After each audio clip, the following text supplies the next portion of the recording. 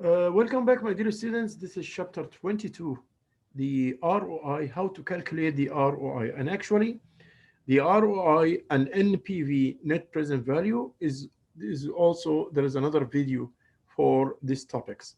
So I put both the videos here that will help you to do this. So let's go directly to an example and see how we calculate the ROI, the return on investments. Here is our papers. Let's share the screen first.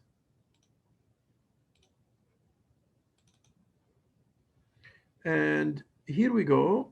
The return on investments always like you calculated by the net profits divided by capital invested.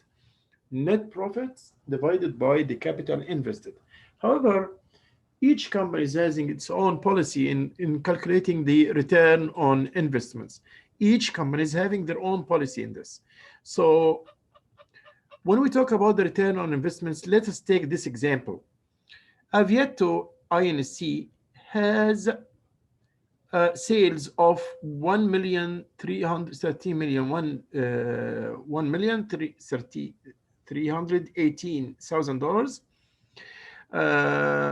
an operating income of 492 millions and 683 millions dollars in assets. What we need is the first thing is just direct question like how you will calculate the ROI or return on investments. ROI stands for return on investments.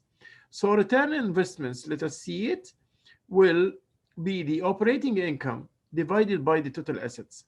The operating income in this example, operating income is 492 millions.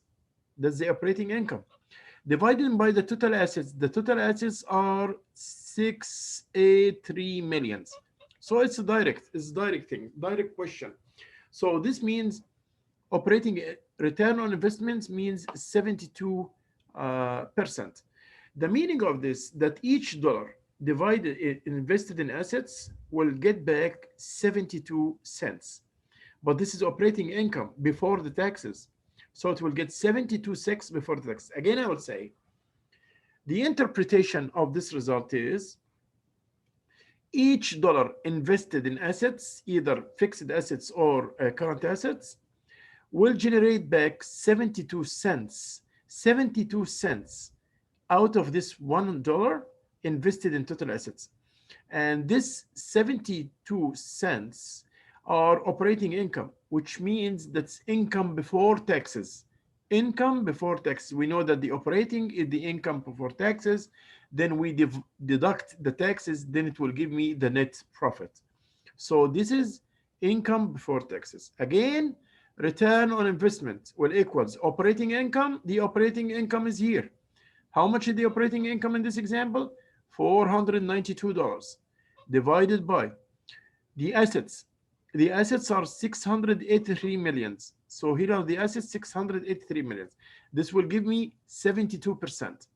72% means each 100 cents or each $1 invested in assets will get operating income, means profits before taxes will equal 72 cents. So each $1 invested in assets, each $1 invested in assets will generate 72 cents before taxes, as profits before taxes. That's what we call operating income. Let's go to the second request. Compute the residual income, assuming a required return of 25%. So the residual income will be, this is a formula, you have to know it. Operating income, and the operating income already is 492 millions. We know it here. It's 492 millions. So operating income minus the percentage of the residual income is 25%. The return is required is 25%. So I will multiply by 25%, again multiplied by the operating of the total assets, which the total assets was 683. So 25% multiplied by 2. Okay, so this will be 492 minus this amount. It will give me 321 millions 0.25.